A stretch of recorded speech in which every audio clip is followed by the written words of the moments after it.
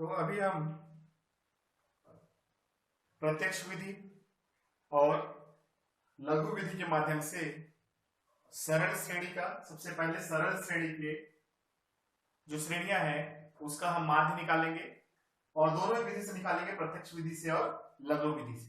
सबसे पहले देखते हैं हम प्रत्यक्ष विधि से कैसे निकालते हैं समांतर माध्य। तो प्रत्यक्ष विधि में सूत्र होता है समांतर माध्य निकालने का, यानी मीन का सूत्र होता है समांतर माध्य में पदों के मूल्यों का योग बटे यानी भाग पदों की संख्या।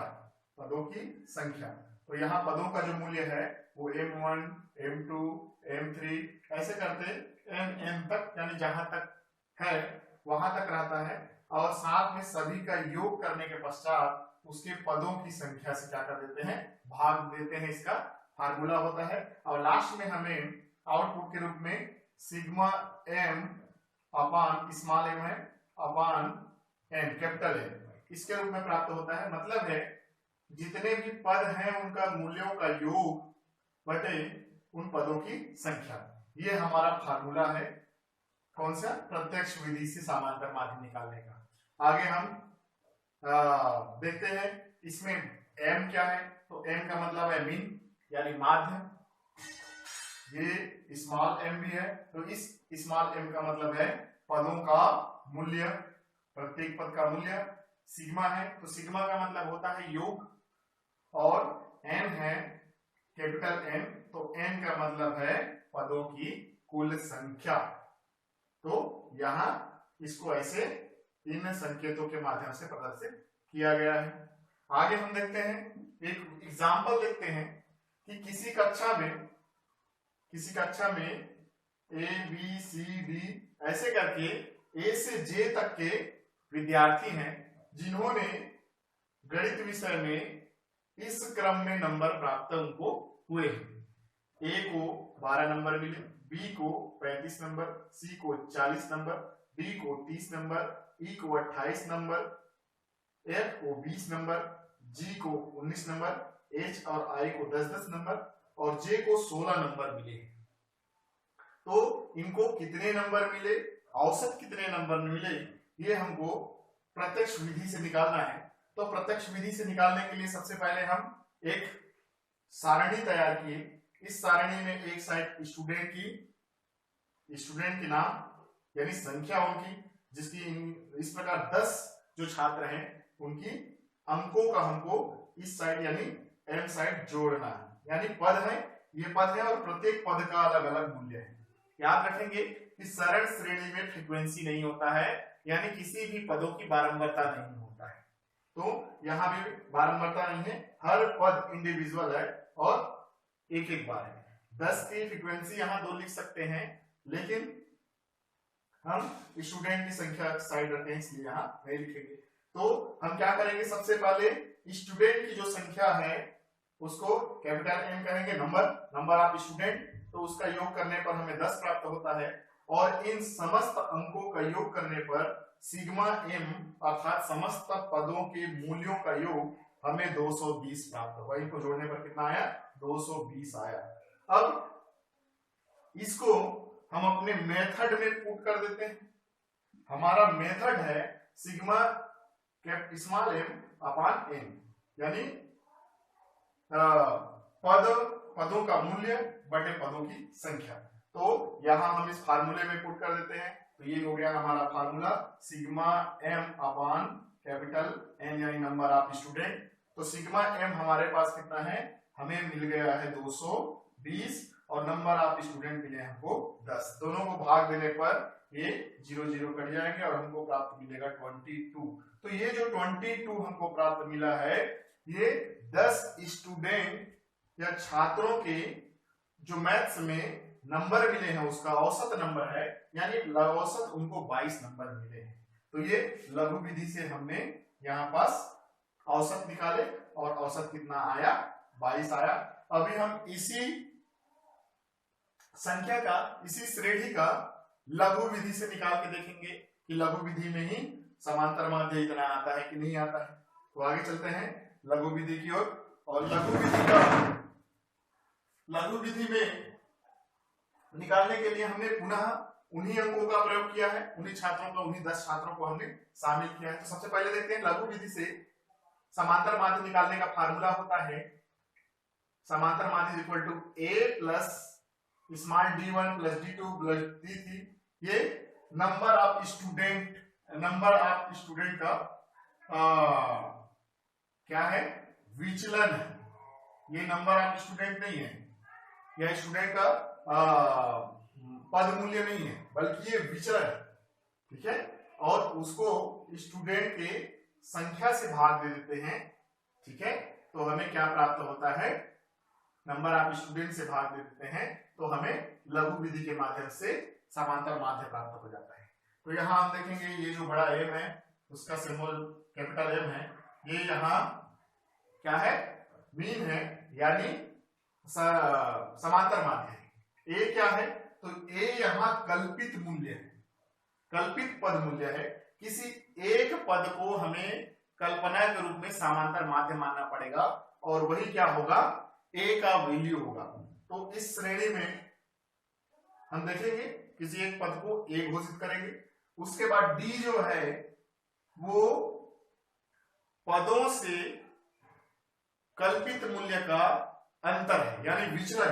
तो डी यहाँ विचलन है, यानी कल्पित पद से जो और भी पद है उसका विचलन है, और ए यहाँ नंबर ऑफ स्टूडेंट है। तो इस प्रकार से फार्मूला में पुट करने पर हमें समांतर माध्य बराबर कल्पित मूल्य, पद मूल्य प्लस सिग्मा डी प्राप्त होता है। सिग्मा मतलब योग और डी मतलब विचलन और एन मतलब है नंबर ऑफ स्टूडेंट।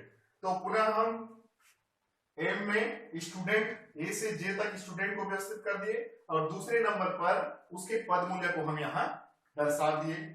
पद मूल्य को दर्शा, जैसे ए को 12 नंबर मिले, बी को 35 नंबर, सी को 40 नंबर, डी को 30 नंबर, ई को 28 नंबर, ए को 20 नंबर। इसी प्रकार सबको क्रमशः नंबर प्राप्त हुए हैं। तो इस प्रकार व्यवस्थित कर लिए और इसमें से किसी एक पद को, मुख्यतः बीच के पदों को या जो ऐसा लगे कि इसके आसपास समांतर माध्य हो सकता है, उस पद को हम विचलन मान लेते हैं। तो यहां हम कल्पित मूल्य मान लेते हैं। तो यहां हम ये जो f का पद मूल्य है 20, उसको हमने क्या मान लिया, a मान लिया, अर्थात कल्पित मूल्य मान। हमने कल्पना कर लिया कि संभवतः ये हो सकता है।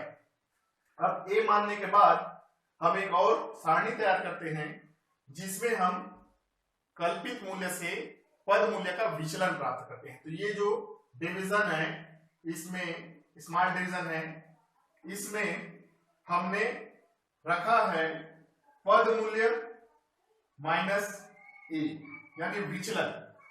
डी को ए को घटाने के बाद जो प्राप्त होगा, पद मूल्य में ए को घटाने के बाद जो मूल्य प्राप्त होगा वो हमारा क्या होगा, डी होगा। तो हमने इस श्रेणी में ऐसा ही किया है। यहाँ पास हमने 12 में से 20 घटाए तो हमको कितना प्राप्त हुआ, -8 प्राप्त हुआ।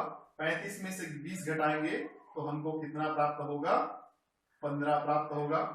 40 में से हमने 20 घटाए तो हमको 20 प्राप्त हुआ। इसी प्रकार सबसे क्रमशः हम घटाते गए तो हमको सब पदों का क्या प्राप्त हो गया, विचलन प्राप्त हो गया, डी का वैल्यू हमको प्राप्त हो गया। अब इसमें कुछ अंक माइनस हैं और कुछ अंक प्लस हैं, तो माइनस के अंकों को जोड़कर प्लस के अंकों को अलग जोड़कर माइनस को प्लस से घटा देंगे तो हमें जो प्राप्त होगा वो सिग्मा डी का वैल्यू प्राप्त होगा। अब सिग्मा डी का वैल्यू हमें यहाँ कितना प्राप्त हो गया, यहाँ हमको प्राप्त हो गया 20 और नंबर ऑफ स्टूडेंट हमको चाहिए, नंबर ऑफ स्टूडेंट है हमारे पास 10 और इसके अतिरिक्त हमको विचलन चाहिए, कल्पित माध्य चाहिए।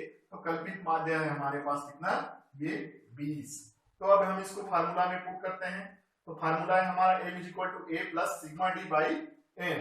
तो इसमें हम पुट करते हैं तो सिग्मा हो गया हमारा, सिग्मा डी हमको एक साथ प्राप्त हो गया और वो कितना है, 20 है। तो सिग्मा डी को हमने रख दिया, a का मान हमने यहाँ 20 रख दिया और नंबर ऑफ स्टूडेंट की संख्या है 10। तो इस प्रकार 20 + 20/10। तो इस प्रकार हमें डी का, सिग्मा डी का वैल्यू यहाँ 20 मिल गया। उसके बाद हमको नंबर ऑफ स्टूडेंट की संख्या मिल गया 10 और हमको ए भी मिल गया है कल्पित माध्यम, ठीक है। अब जब इसको फार्मूला में पुट करते हैं तो सिग्मा एम का मान हमने रख दिया, उसके बाद ए का मान हमने रख दिया और साथ में एन का मान भी हमने यहाँ वैल्यू पुट कर दिया। तो ये टोटल हो गया 200 + 20/10, 220/10, 0 0 काट दिए तो ये आ गया हमारे पास 22। इस प्रकार आंसर आ गया 22।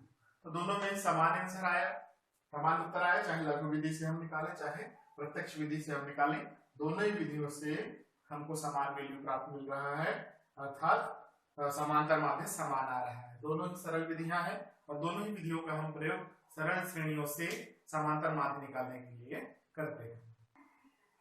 आइए अब हम खंडित श्रेणी की प्रत्यक्ष और लघु विधि से समांतर माध्य निकालते हैं। तो सबसे पहले हम देखते हैं प्रत्यक्ष विधि से खंडित श्रेणी की माध्य निकालने के लिए क्या सूत्र होता है। तो सूत्र होता है mean = sigma M F upon sigma F. यहाँ एफ फ्रीक्वेंसी है और एन पदों का मूल्य है, या उसी को हम कह सकते हैं सिग्मा एम एफ इन बटा एन। तो इसमें हमने एक उदाहरण लिया हुआ है। उदाहरण है किसी कक्षा में पढ़ने वाले बच्चों का जिन्होंने मैथ्स में क्रमशः इतने इतने नंबर लेके आए हैं और उनकी फ्रीक्वेंसी या आवृत्ति इस सारणी में दिया हुआ है। तो हमने एक साइड एम यानी वैल्यू को रखा, उनके पद मूल्य को रखा और कितने बच्चों ने वो अंक लेके आए उसको हमने फ्रीक्वेंसी यानी एफ में रखा है। तो हमको आवश्यकता है सिग्मा एम एफ का। सिग्मा एम और एफ का दोनों को मल्टीप्लाई करेंगे तो हमको यहाँ पास एम एफ मिल जाएगा और इस सब को जोड़ देंगे तो हमको सिग्मा एम एफ का मान मिल जाएगा। तो आइए देखते हैं। ऐसे 4 बच्चे हैं जिन्होंने 24 अंक लेके आए, 6 बच्चे हैं जिन्होंने 23 अंक लेके आए, 10 बच्चे हैं जिन्होंने 22 अंक लेके आए। उसी प्रकार आवृत्ति के आधार पर क्रमशः इन बच्चों ने इतने अंक लेके आए।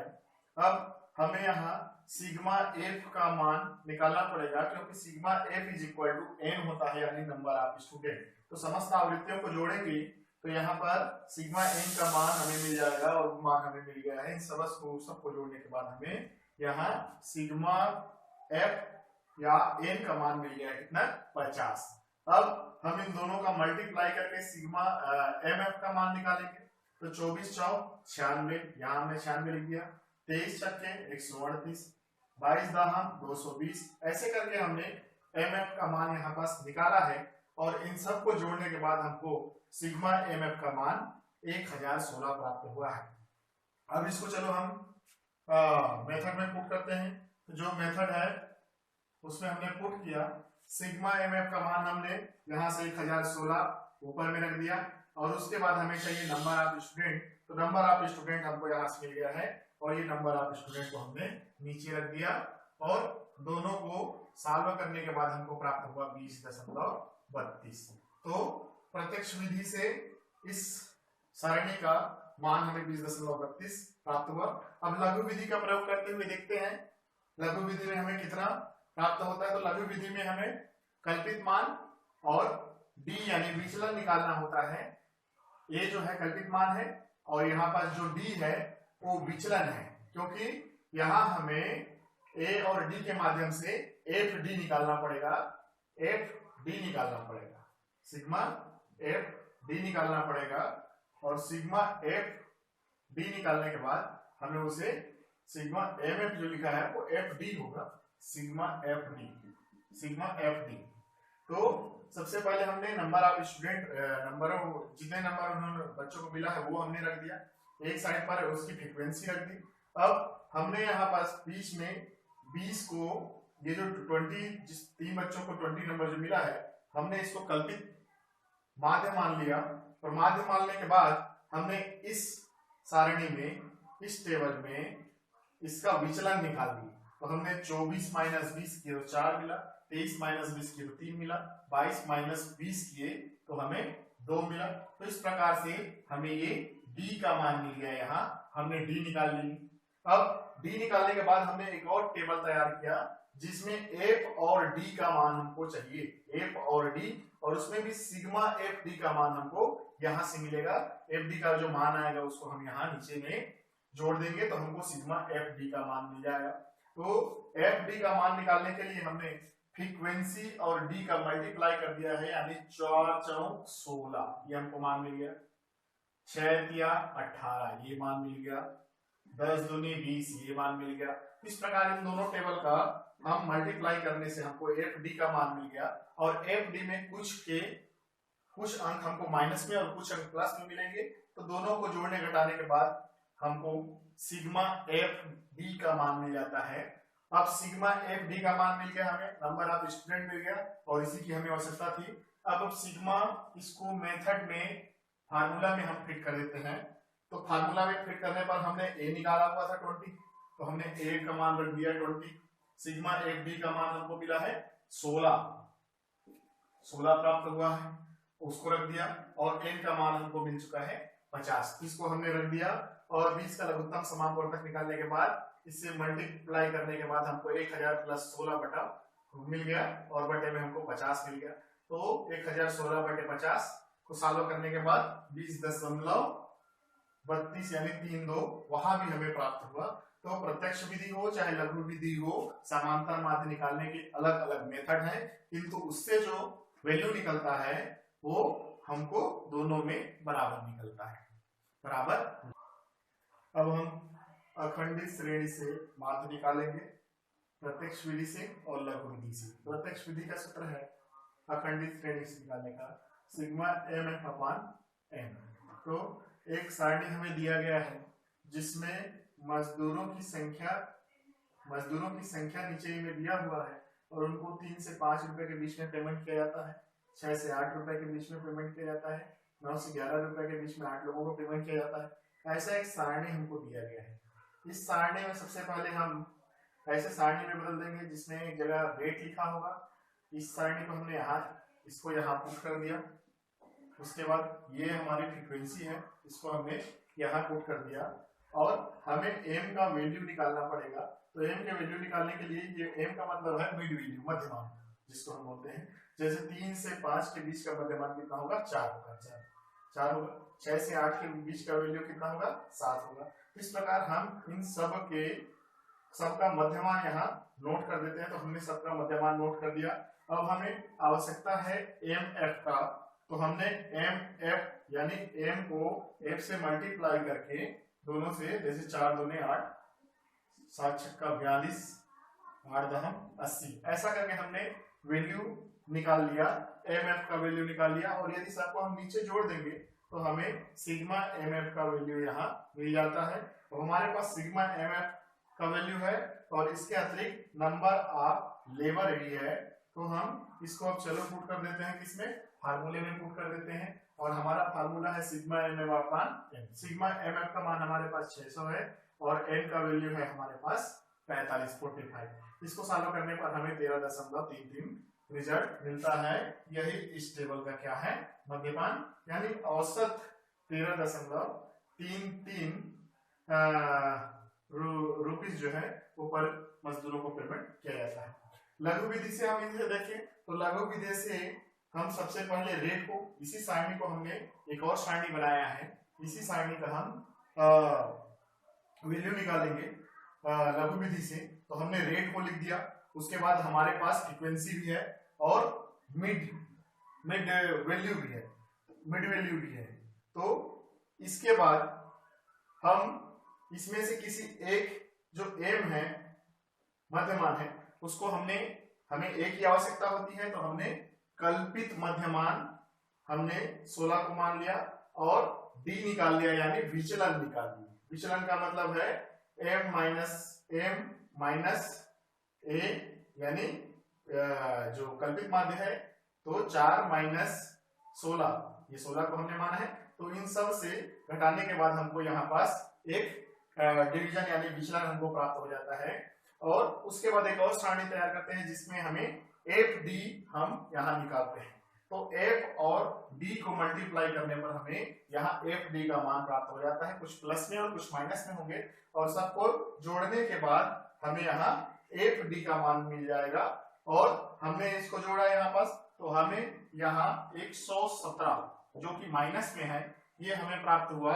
अब हम सिग्मा एफ बी के मान को हम यहाँ पुट कर देते हैं और पुट करते हैं तो हमें यहाँ पास मिलता है, हमने रख दिया यहाँ ए का मान है 16 प्लस सिग्मा एफ बी का मान है -117, तो 16 -117 बटे ये एम का मान है यहाँ, एम का मान है यहाँ, फ्रीक्वेंसी का मान है यहाँ हमारे पास है 45 तो 45 को हमने यहाँ रख दिया और इसको भी हम सॉल्व करते हैं तो हमको 13.33 मध्यमान के रूप में यानी औसत के रूप में हमको प्राप्त होता है। तो विधि कोई भी हो, दोनों में हमको समान औसत प्राप्त होता है। तो ये हमने देखा अभी सरल श्रेणी से, खंडित श्रेणी से और अखंडित श्रेणी से मध्यमान निकालना यानी औसत निकालना।